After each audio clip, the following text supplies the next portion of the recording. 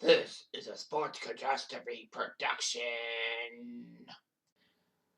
Hey there, hello there, Jeff Cutter Diamond. Welcome you to another Sports Catastrophe on this date. And this is the only video for today, June 20th.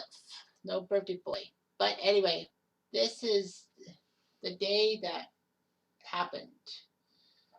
On June 20th, 1976, West Germany, the defending European football champions, took on Czechoslovakia. Why did I mispronounce it?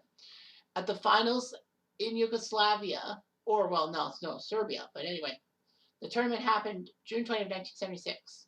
The final tournament had 4 teams in Yugoslavia. However, there would be qualifying for such an event. 32 teams would be drawn into 8 groups of 4 teams. The top team would go on to the quarterfinals and play on a 2-leg home and away basis. So 8 winners of the 4 team groups face each other head to head, 2-leg ties, away goals mattered, and the winners would go to Yugoslavia for the semifinals. Of course, nowadays it's different in that there's 24 teams go to Euro, and then 16 teams qualify for knockout stages, and they go 16-8-4-2. But this was different. So Group 1 saw the Czechoslovakia shock everyone by taking out England. England only had 8 points in their group with the Czechs. Portugal took third with 7 points. Cyprus were simply terrible, giving up 16 goals in their 6 games. So the Czech Republic, with a big win over England, got to move on in a way. Group 2 saw Wales with 10 points get into the quarterfinals by taking down Hungary, Austria, and Luxembourg. Yugoslavia, the host country for the 76 European Final Four, got in, being Northern Ireland, Sweden, and Norway on their way through. Group 4 saw Spain narrowly take down Romania and Scotland to move on to the quarterfinals. Denmark only had 1 point. Group 5 saw Holland and Poland tie, but thanks to goal differential, the Dutch got to the quarterfinals. Italy only had 7 points, which was unusual. Finland had 1 point, a tie against Italy of all teams.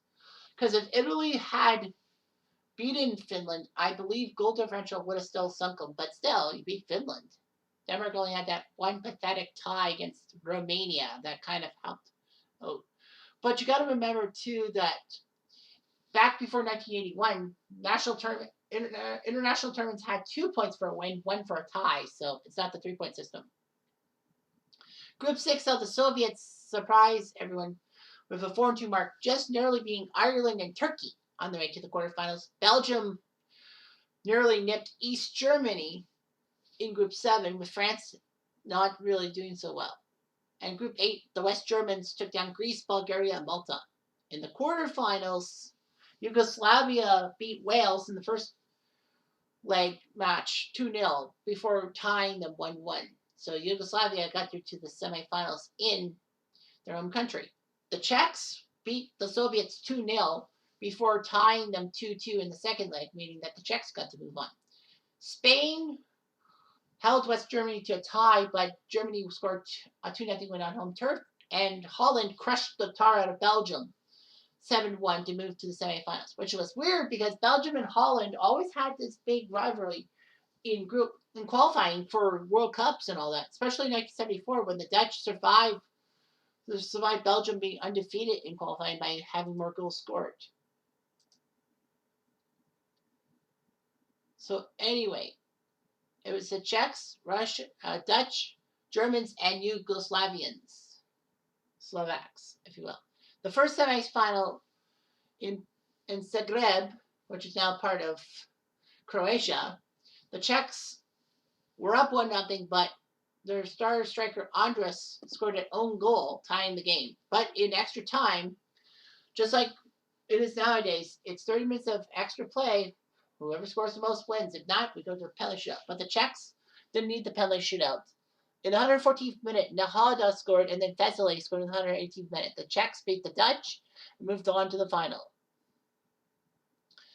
The next day in Belgrade, West Germany took on the host Yugoslavians and won 4-2.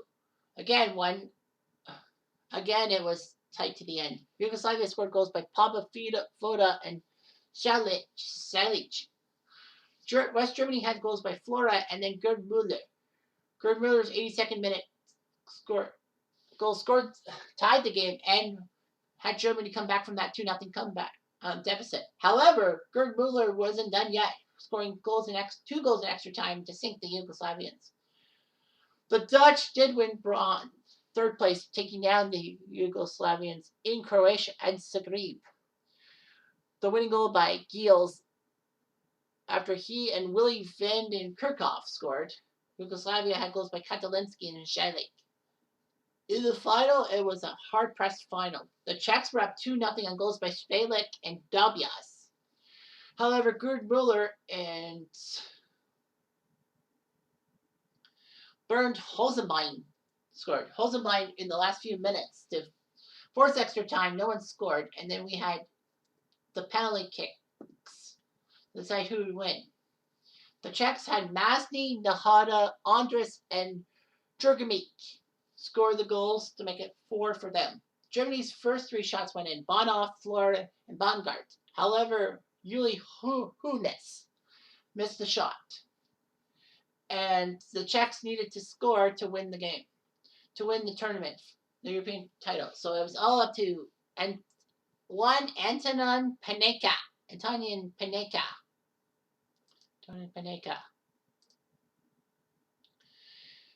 And he's still alive. He's 73 years old. He played for Bohemians, Rapid Wien, and a few other things. He played for the Czech squad, scoring 17 goals in 59 games with the Czech national team. But he was huge. Panenka had immense pressure, and Sepp Maier, one of the best goalies in the world, was there. The Czechs scored 4 straight. It was like no problem. However, Panenka decided to fake shooting to the side of the goal, making sure Sepp Maier jumped to his left. And then he chipped the ball into the middle of the net. It was amazing. That's why people are engrossed with the term, the Panenka. So for all you soccer fans, that's day, June 20, 1976. It was the start of the famous soccer move, the Panenka. But the Czech player who scored gave the Czechs the 1976 European Championship, taking down the 1972 Euro/74 World Cup champion West Germany. The Czechs would get back to the final in 1996, but ironically, they were taken out by the Germans, but this time in extra time on a golden goal by Oliver Bierhoff. And the Germans got their just desserts for 20 years prior. But it is what it is. So anyway, thanks for watching.